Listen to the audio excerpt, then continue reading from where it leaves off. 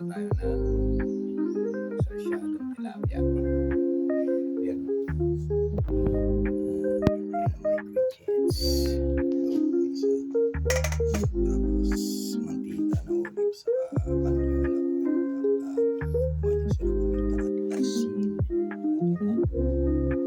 Ito ang painit na ako ng aking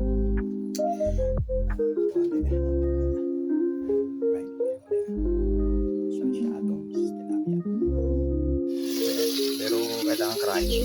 Kailangan crunchy siya. Ika-crunchy. Tapos pag-usa na tayo mamaya. Ang sarsyado ay pura ng tubig. Nagkasain na rin ako. Medyo mainit ngayon. Wala na. Mainit, mainit. Guys, pakuluan po natin sa habang nagalagay ito. Ayan na po siya. Sarsyadong tilapia. Talagay natin ng tinikman ko na okay na. Ayos na yung lasa.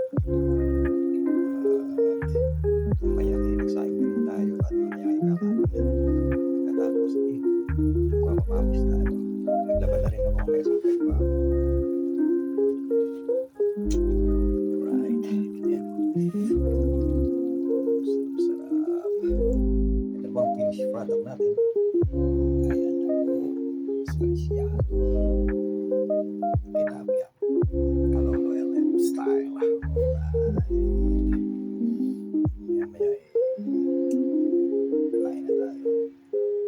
Kaya magsasampay muna tayo.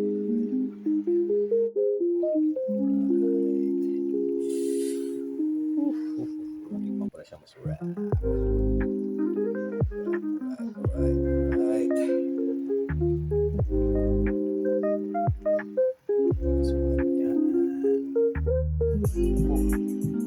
Ganin. Ating sarsyado. Tayo kakain na po. Magpapawis na rin tayo. Nagsampay na po tayo. Yan po.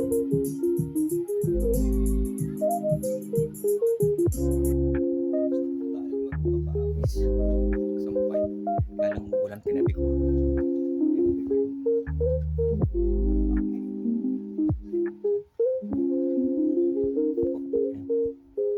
Para pag uminit, sampay natin uli. Kanina mainit eh.